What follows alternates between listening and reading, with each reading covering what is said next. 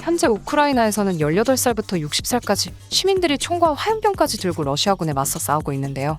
두 국가 간의 경제적, 군사적 차이가 너무 심하다 보니 우크라이나가 크게 밀릴 거라는 전문가들의 의견이 있었지만 우크라이나가 쉽게 밀리지 않을 거란 추측도 나오고 있습니다. 왜냐하면 우크라이나인들이 자신들에게 지지와 응원을 보내달라며 전 세계 SNS로 국제사회에 도움을 요청하고 있기 때문인데요.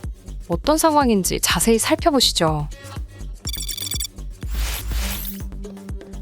2월 24일 러시아 대통령 블라디미르 푸틴의 특별 군사작전 개시 명령 선포로 우크라이나에서 발발한 러시아의 침략 전쟁은 6일이 지난 지금까지도 멈출 기미를 보이지 않고 계속해서 진행되고 있는데요.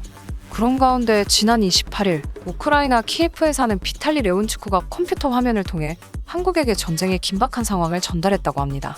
이날 더불어민주당 광주광역시당 선거대책위원회는 우크라이나 상황을 살피고 지원 방법을 논의하기 위해 이동학 최고위원 지인의 주선으로 비탈리와 10여 분간 영상통화를 했다고 하는데요.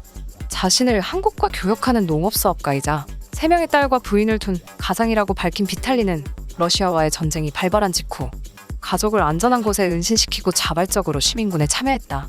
시민군 5명과 경계활동을 하다 시가전이 소강 상태에 접어들어 외부로 노출되는 빛을 차단하고 교신했다 고 설명했다고 합니다. 또 우크라이나에서는 시민군뿐 아니라 여성, 동활령 의무가 없는 60살 이상 노인들까지 가정에서 화염병과 재래식 무기를 들고 싸울 준비를 하고 있다라며 특히 한국의 식료품과 의료품, 경제적 지원이 절실하다라고 호소했다는데요. 민주당 광주시당은 광주시청 앞에서 기자회견을 열어 통화 내용을 공개하며 인도적 지원을 위한 방법을 모색하겠다 고 밝히며 우크라이나 시민군을 지원하기 위해 적극적인 자세를 취했다고 합니다. 우크라이나의 시민 외에 미국에서도 한국을 찾았다고 하는데요.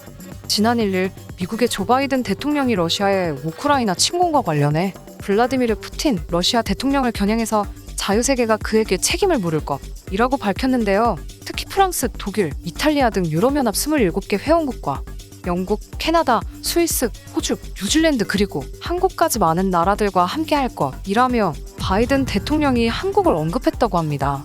그러면서 강력한 경제 제재를 집행하겠다며 푸틴을 압박하겠다 밝혔는데요. 미국과 많은 국가들이 지금 우크라이나를 지지하는 이상 우크라이나의 전선은 쉽게 무너지지 않을 것이라 예상해봅니다.